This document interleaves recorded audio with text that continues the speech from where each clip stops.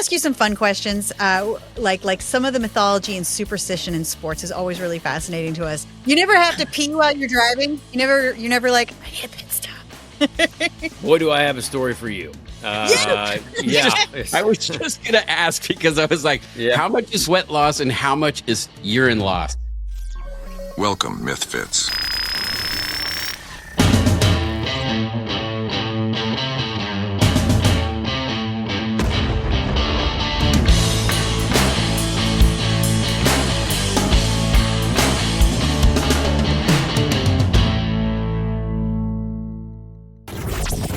Hello, everyone. Welcome to another MythFits. I'm Kari Byron.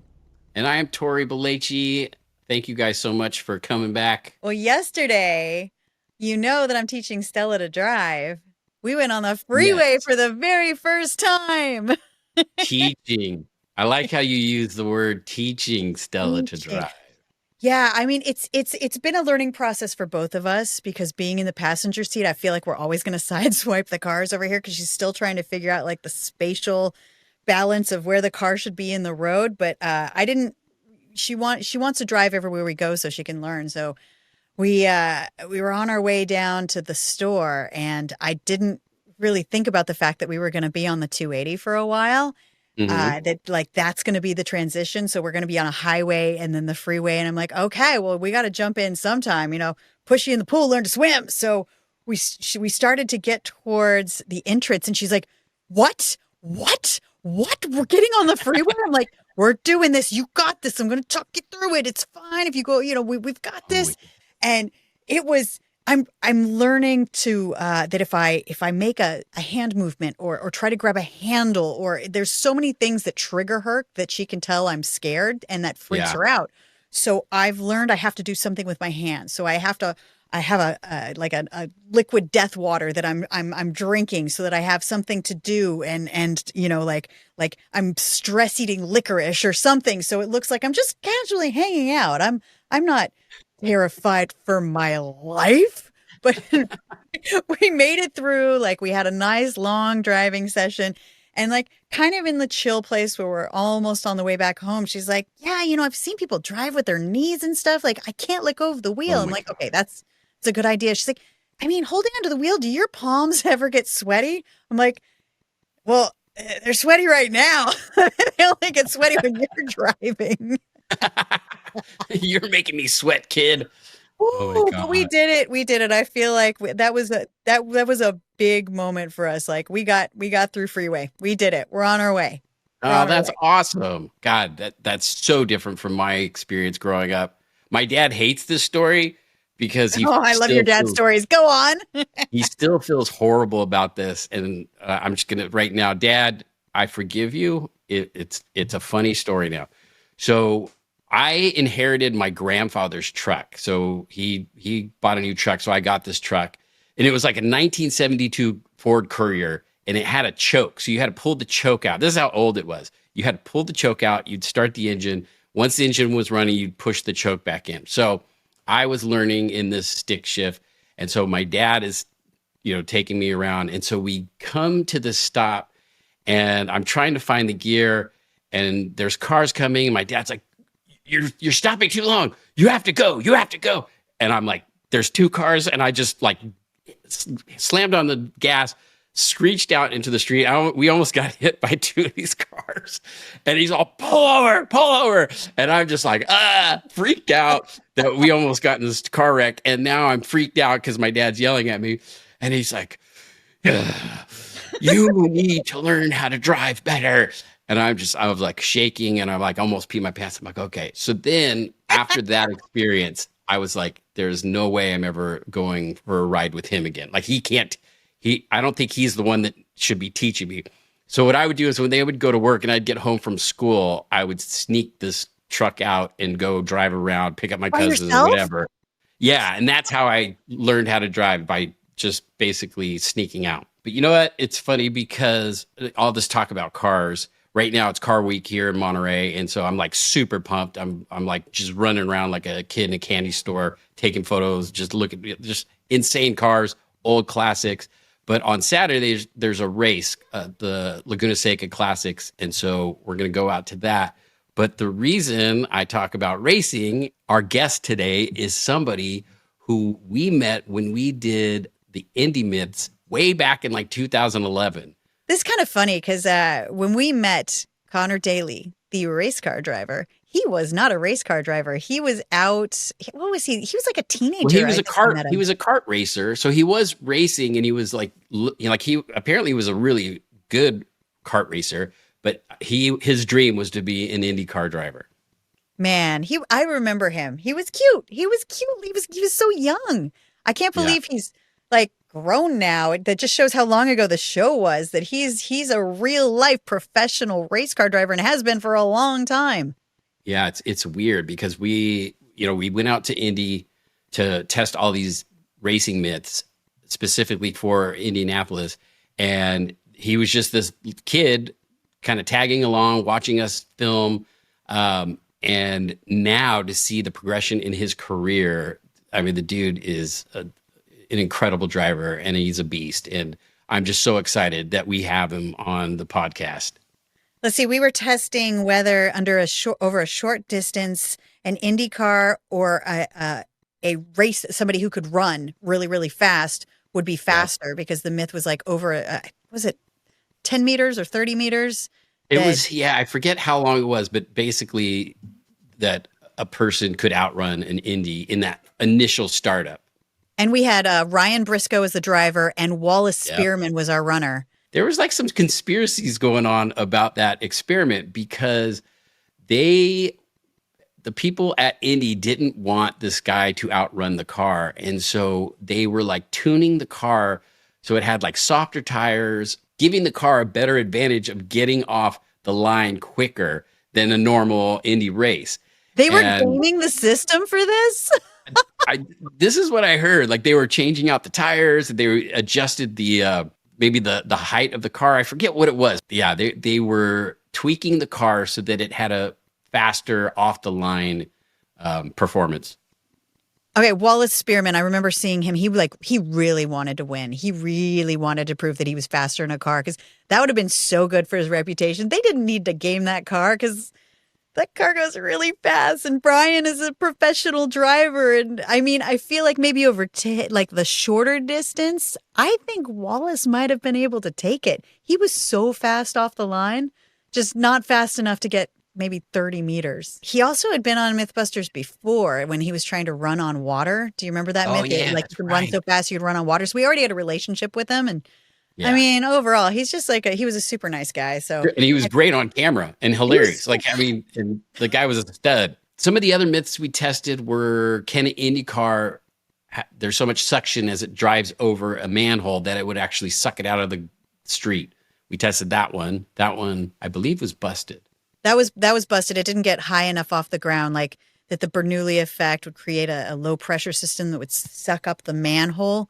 Yeah. I mean, that's why they already just out of precaution go and weld them all down before they race on the street, right? The one that was like slightly embarrassing, I have to say, was when they had us test if you can lose 10 pounds in an IndyCar race.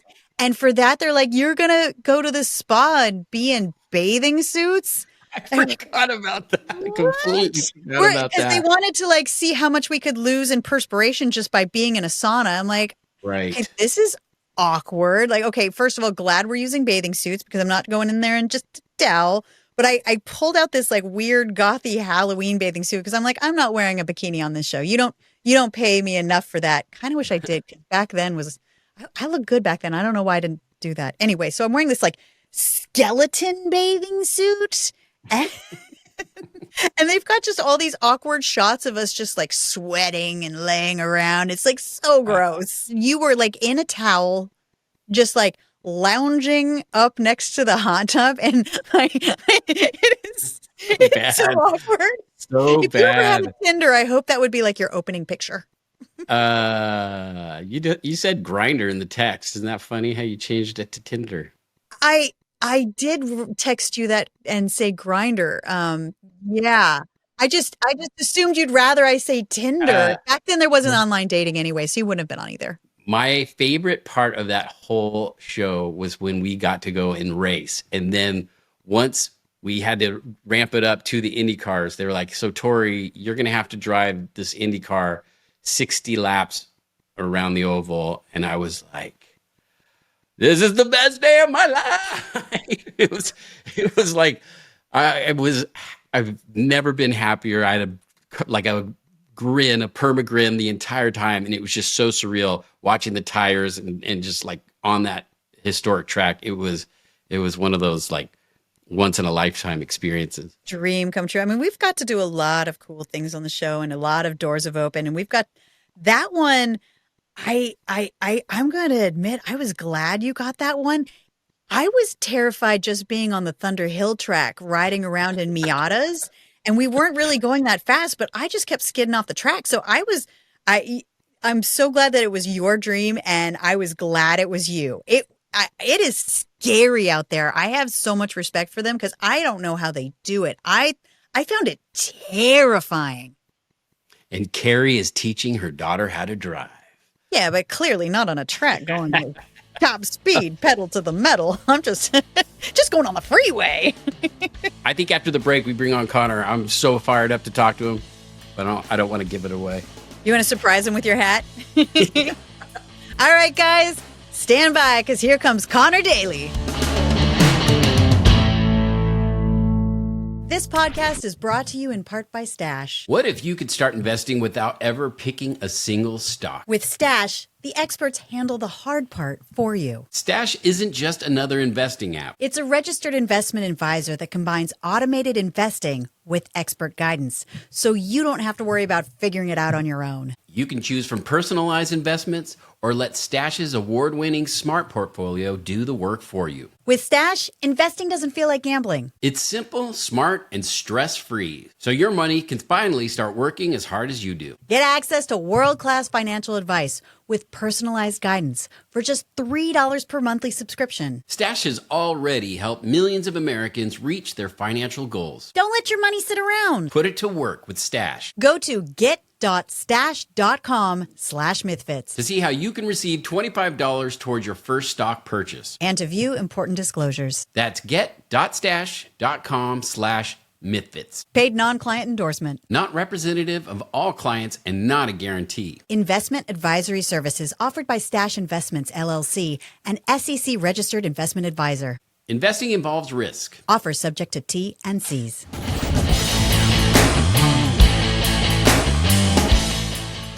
Welcome back, MythFits. Now, Kari, we have a guest that we have known for a very long time. We actually met him at the Indy 500 when we were testing Indy myths.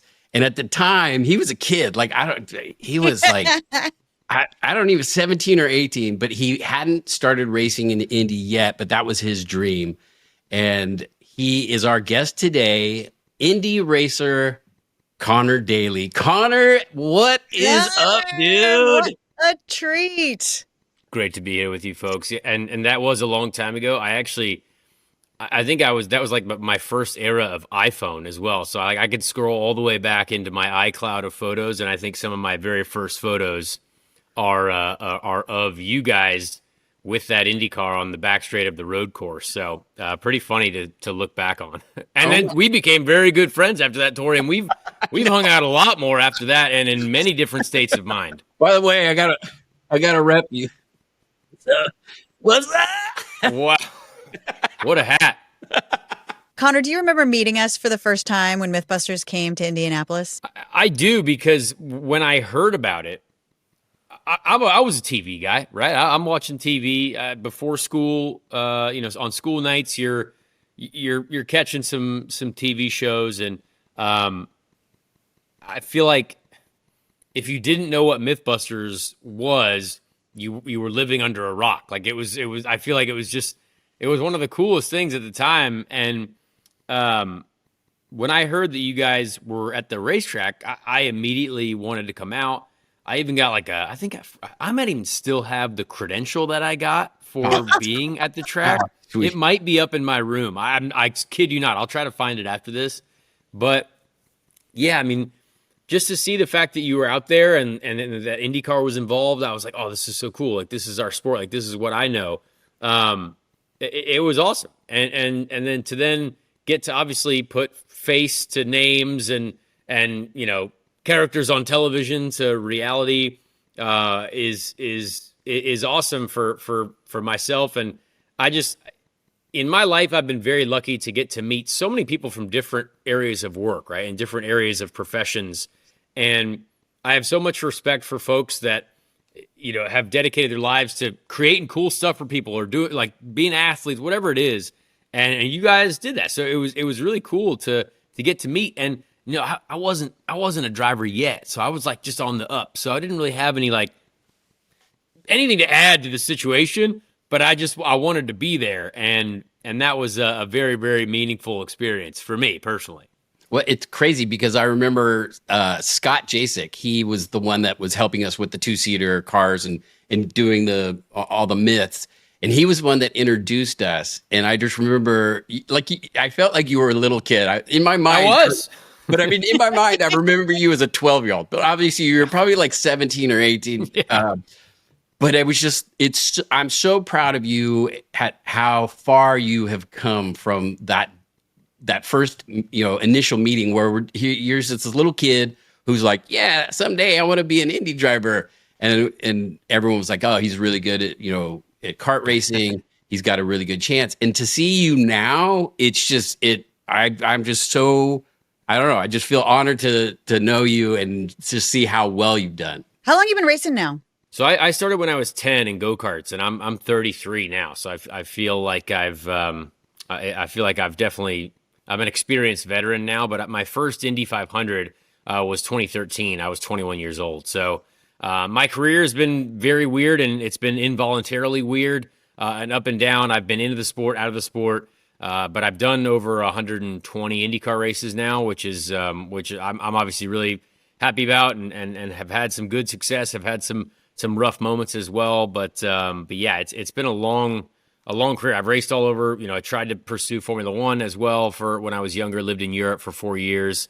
Did the whole F1 ladder system, the whole NASCAR ladder system, all the IndyCar ladder system as well. So I've been very lucky to kind of do a lot in this sport. Tori, you and I went out to Thunder Hill and we were trying to find out if you lose 10 pounds in a race because you know, all of the stress and then the sweating and whatever. And we went around the track for like 3 hours in the heat. We lost about 5 pounds, which I thought was insane. But just in our silly cars going the speeds that we were going, I could barely keep that thing on the track. Every time I hit turn 11, I just ended up in the dirt, just skidding off. I mean, Tori, you were clearly a better driver than me, but it's such an incredible skill. I don't understand how you do that. It's actually really cool that you say that and that you guys did try to do that, because it's something that people say is that like, oh, we lose a lot of weight, but that's true. Like I wore a sweat sensor for one of the races, one of those like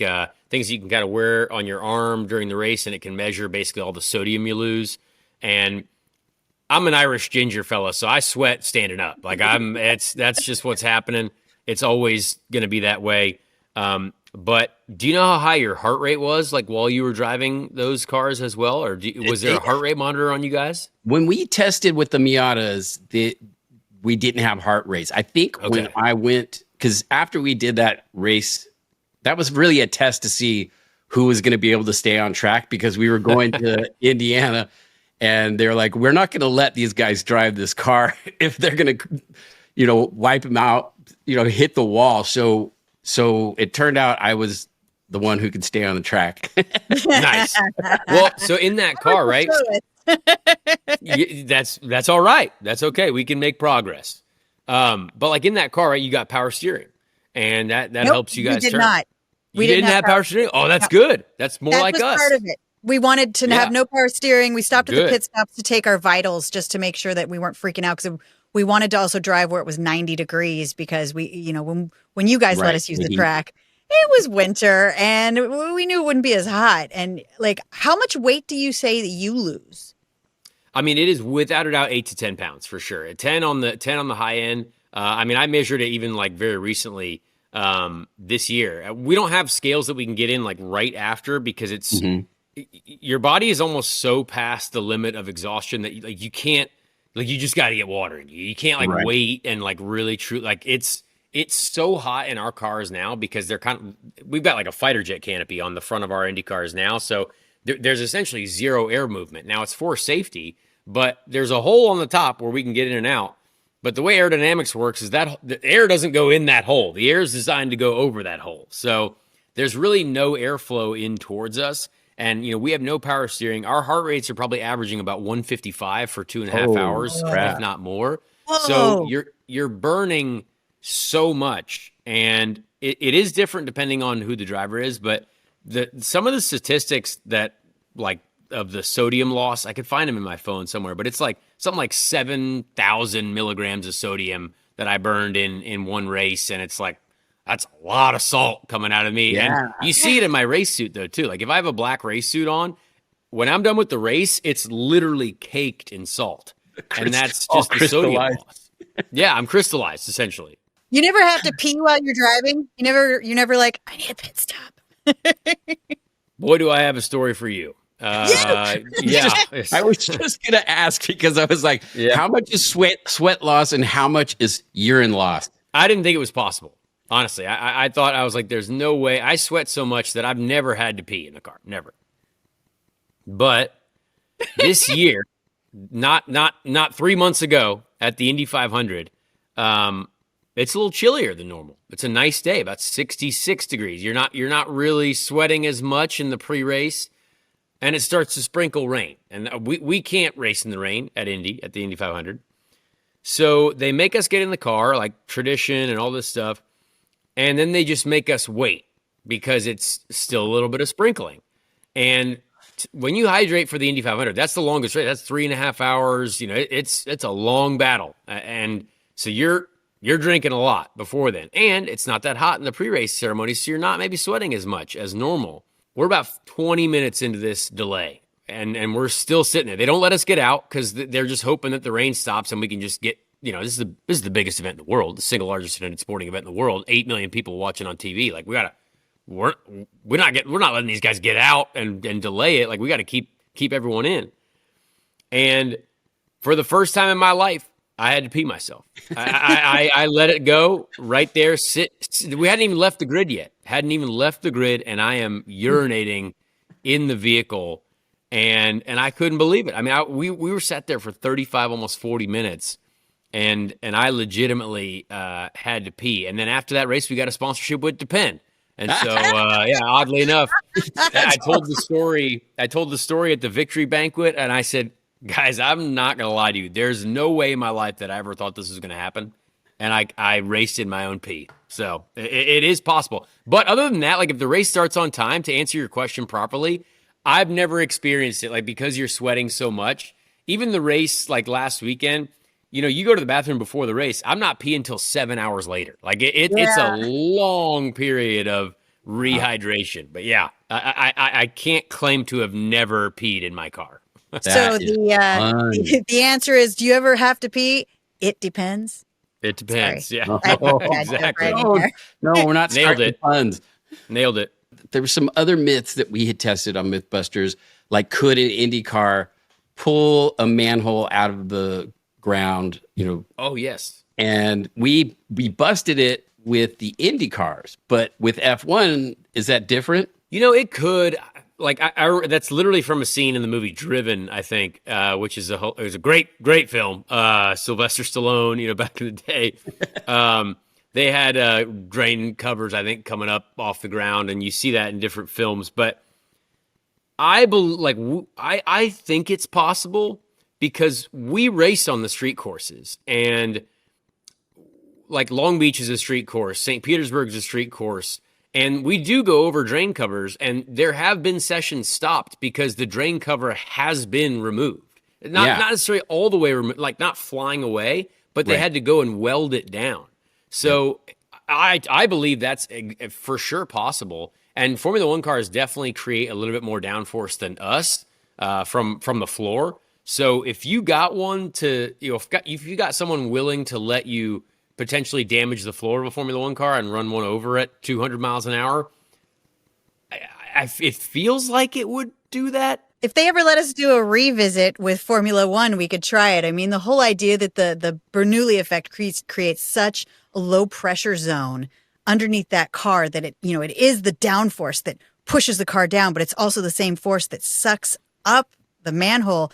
I mean, Jamie and Adam built a really good test. I mean, they built something that is as heavy as a manhole cover, but they really couldn't get it to get enough lift. It was just like a tiny bit of lift. I feel like if we had MythBusters again, we would have to get a Formula One race car. Because they just had the Formula One races in Vegas, and I think somebody did, like one of the cars did actually pull up a manhole.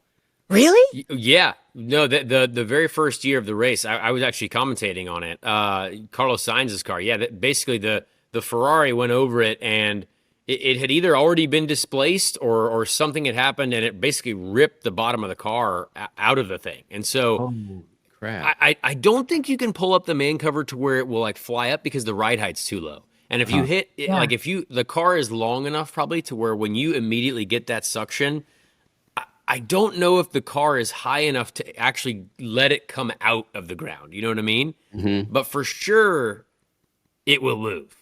And it has moved. Like, we've seen that before. Why didn't they go weld all the manhole covers down? I thought that was standard. It was a first-year event.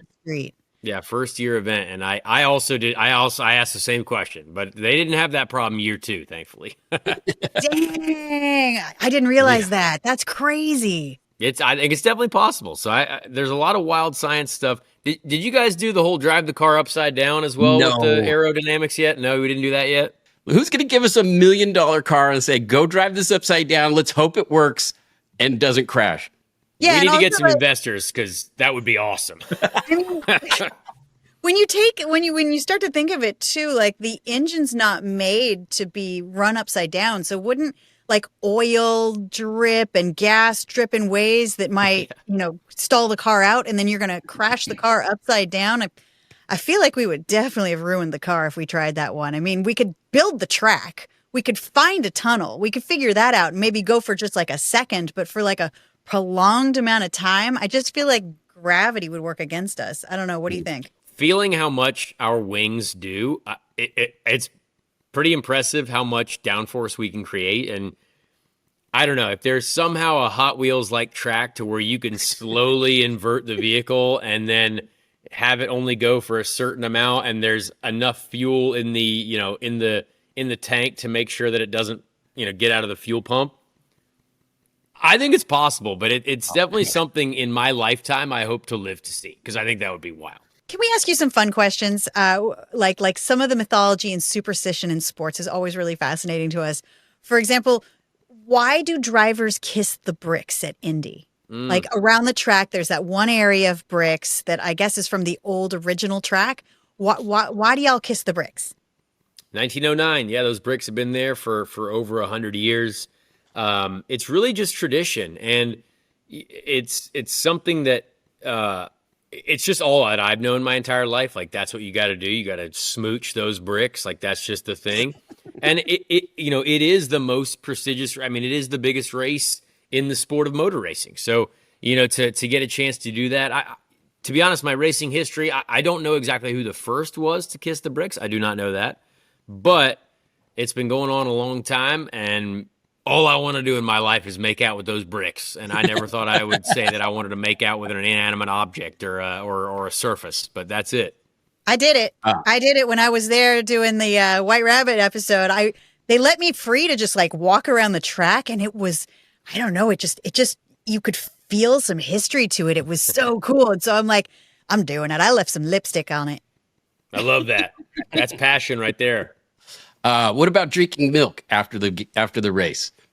Again, another historical thing that I don't know why it happened, but apparently one driver like a long time ago, his first request after he won the race was for a cold glass of milk, and the media and I guess the photographs were cold milk with this guy in Victory Lane, and that was the tradition. There was one driver who apparently had a deal with like some Florida orange company or something like that. And in 91, I think it was, or 92, it was Emerson Fittipaldi actually drank orange juice instead in Victory Lane. A lot of people hated that one. They were like, "Oh, breaking the tradition, You sell out. just for money." Yeah, it's a sellout. So that was very highly frowned upon. But yeah, the tradition of cold milk. I mean, I don't really drink milk, to be honest. I'm a type 1 diabetic, so milk really isn't high on my list. You know, it's in case of emergency type thing, but I'm not consuming it on a regular basis. But boy, if I win that race, I will be chugging milk until I throw up. Because I guess if you chug a gallon, you throw up. But I'm in. Okay, so what are some of the bigger superstitions? Because we know in baseball, we've heard a lot about like silk underwear, that kind of thing. What are some big superstitions in racing? You know, one superstition that I don't know why, and it would really disagree with my entire life, but green is apparently a car color that you cannot have in racing. Apparently, if your car is green, that's bad luck. My car is green currently, so well, it has been green at some point this year. My helmet is black and green, so I guess I've had a lot of bad luck at random points in my life, so maybe that does apply in some cases, but there's some sort of weird superstition about green race cars that some race team owners have. But if it's a green sponsor or if anyone wants to, be on our car and they have green company colors, guess what? They're going on there. So I think we're gonna root that one out. Do the racers just like try to avoid your green car to not get in the bad mojo? Is there anybody like that? I don't know. I'm not entirely sure, but it's just something that I always thought was weird. And I've had it mentioned to me a couple times because obviously I have a black and green helmet. But other than that, superstitions, I think it's just different for different drivers. I mean, I've always seen, Alexander Rossi's a good friend of mine. He always does this one thing before he gets in the race car, like always. And he taps his knees. I think it's like a reaction thing or like a get your body moving or something like that. But he always does the same thing before he gets in the car, ever since I've known him since a kid.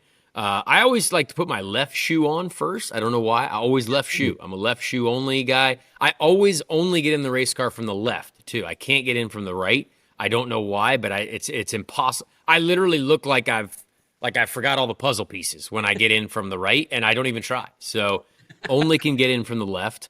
But yeah, other than that, I'm not sure unless you guys have more that you know of. Can you define what a waffle belly or a pit lizard is? Oh, wow. Well, I don't know how much I can say nowadays. We don't want to make anyone upset, but it's that's when people hang on the fence and they're watching the race, right? This is back in the day. People were, you're shirtless at the Indy 500. You got your belly up against the fence. And that's what a waffle belly is. And that's what I was told. So those are the big fans, the like super fans, or could be some big fans. Could be some big fans. Yeah. Could be some real big fans. Yeah. Affectionate fans. Are those the groupies? There could be those too, but hand up. I don't know. I don't know, but there could be those too. Our fans are called MythFits now because we're all MythFits. So you're a MythFit now too.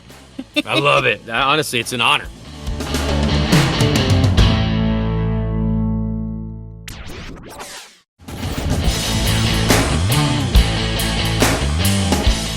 Do you have any Mario Andretti stories? Because that guy is such a character. I love him.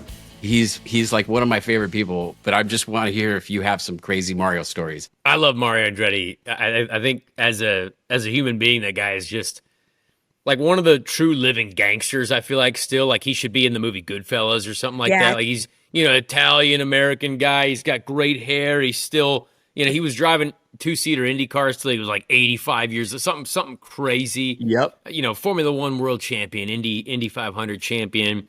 Michael Andretti, Marco Andretti, great son, great grand, just incredible family. And I've been very lucky. Like Marco became a very good friend of mine, and I obviously drove for Michael Andretti as well at the Indy 500, and that was still one of the most incredible experiences that I've had as a driver to be a part of that organization. But Marco, they live out in Pennsylvania, out in Nazareth, Pennsylvania, both Marco and Mario. And, they have like a little lake house out there too. So kind of not too far from the Nazareth, PA area. And Mario's got a lot of toys out there. He's, four-wheelers, dirt bikes, and an ultralight as well. He's just like an ultralight guy. So an ultralight is basically like it's like a lawnmower in the sky. It's got two giant wings, one seat, and like a propeller just basically behind a go-kart seat. And you can fly these things, in like over cornfields so you don't die very easily. But it's basically just one engine, one propeller, and two giant wings. And he's in his 80s flying this thing. oh yeah, yeah. Jeez. And I'll never forget. We're out in the lake riding jet skis or doing whatever. I was fishing, I think, at one point, and Mario all of a sudden just appears about 50 feet off the ground in this ultralight, shirtless, and just flying by us on the lake. And I'm like, man, this guy is so cool. Like, I don't even know if there are seatbelts on this thing, but Mario Andretti's ultralight and banked in, and we're like, well, that guy's awesome. And it was just one of the coolest things that I feel like I've ever seen. And then like that night, we're smoking cigars and drinking wine in his like wine room in his basement of his house. And I'm like, I'm gonna frame this moment in my mind as like the coolest time ever because I'm a race fan, right? I was a race fan first. And my dad got to race against like Mario way back in the day in Formula One. And I just thought like there's not many people who probably get a chance to do this. So I'm going to hang this on my mental wall of fame for sure. It was just an amazing time. Connor, it is so good to see you. Thank you so much for coming on the show, dude. It's like, I miss hanging out. It's so good to catch up. Good to see you. I wish I was seeing you this Saturday, brother. We appreciate you guys as well. Thanks for having me on. Thanks, Connor. We really appreciate that. All the MythFits out there probably have a million questions for you. So if they wanted to follow you on social media or ask questions themselves or, even check out your race schedule, where can we find you? Yeah, for sure. I'm at Connor Daly 22 on everything, and it's CONORDALY. Sometimes Connor's easy to misspell. That's cool. But Connor Daly 22 on everything, and then my podcast is called the Speed Street Podcast as well. You can find it on any of the places where you find podcasts, and then on YouTube as well as the video version under my YouTube channel, which is Connor Daly 22. So yeah, I appreciate the MythFit blessing, and yeah, it's been awesome to talk to you guys. Honestly, I knew it would be a very fun conversation. Everybody go listen to his podcast. Thank you, Connor. Thank you. I love Connor, man. It was so good to talk to him. He is done so well. It's awesome. He is so cool. I love the whole hometown story. Like he is the movie right there, from kart racing to becoming a driver and going from the kid that looked up to all the professional drivers to being one himself.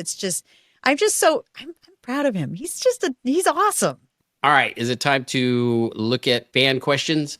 Yep. At the end of the show, we always like to look at our social medias or YouTube. We look at all the comments on Instagram and we find MythFit questions. So all you MythFits out there, please keep asking questions, keep liking, subscribing, tell all your friends so that Tori and I can keep doing this because I really enjoy it. I think this is fun. All right, let's see. We've got one here from Emma Dolson. Tori, it sounds like your kiddo may be a little young, but Kari, did your daughter ever watch the show? And what about other family members and friends? Tori, your family definitely watched the show. I know your parents watch it every week, right? Yeah. Yes, they did. It's weird that now my nephews are getting old enough and they're not watching MythBusters so much. They're watching stuff that I've done online. And I remember the one time we first showed my nephew, he was little. It was like some YouTube explosion show that I did. And he was watching it and he's like, how are you there and here at the same time? It was so cute. Like, because he thinks that everybody in the TV is just living inside there, like little, Right? oh, that's so cute.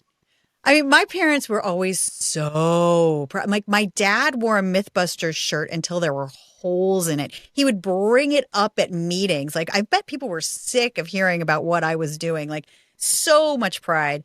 My daughter was, I mean, you remember, I used to bring her on the show, and sometimes she'd like, I have this awesome video where she's playing with the cameraman with balloons, and she had a little tiny MythBusters t-shirt. She watched cartoons sitting under my desk, but she doesn't remember watching the show because when it was on, she was so tiny, and she didn't really have a long-term memory at that point. So as she got older and, her friends' parents or her friends kind of kept sending her clips or whatever, she doesn't think it sounds like me. She's like, that's your that's your TV voice. It's really creepy. Like, it's weird watching Oh. you. I think maybe someday she'll appreciate it, but at this point, she's like, no, I don't want to watch you there. That's like a different person. Yeah, totally. I remember one time watching the episode. It was like Thanksgiving, and my brother and I were watching it, and it was like the early days where I was like so nervous, and like I was at the blueprint, and I said something, and he looked over, and he's like, "Huh, it looks like you. Doesn't sound like you." I was like, dude, I'm so nervous all the time on the show. Yeah, I mean, every time we would try to talk normal on the show, they're like, more energy. Yeah, You're more like, cracked, I would say. okay. I drink a lot of caffeine to try to keep up how on you had to be all the time when the camera was on. I mean, all Yeah. day long, they're like, okay, get excited. So it doesn't, it's us, but it's not us. I found that when I started dating again, I found that there were men showing up that were expecting that version of me. That would be hilarious. Hi, I'm Kari. Nice to meet you. So we're gonna go to dinner tonight, and then you're gonna treat me. The second I found out that they were really, really huge MythBuster fans, I just kind of lost interest because I'm like, I can't keep up with that. I can't keep up with that. The image that you think that I am. I mean, I even had some guys show up that were clearly just looking for a good story that they could tell rather than like they wanted to be interested in me. And it was so disheartening. I'm like, you want a selfie? That's What? crazy. You're sending a selfie to your kid right now? Like, hi, I'm a real person. It was so odd. I guess the answer to that question is Tori's daughter's too little. My daughter doesn't really want to watch me, but our families always did. Well, thank you so much for sending in your questions. We love these. But if you want, send in a video question, and maybe you'll end up on the show. Yeah, I think on Instagram you can leave a video or an audio message for us, and we'd be happy to answer your questions. That's awesome. Thank you guys for being there. Thanks for listening. Thanks for letting us talk to Connor Daly on the show today because it was so much fun. And with that, stay weird, Stay MythFits. weird, MythFits. MythFits out.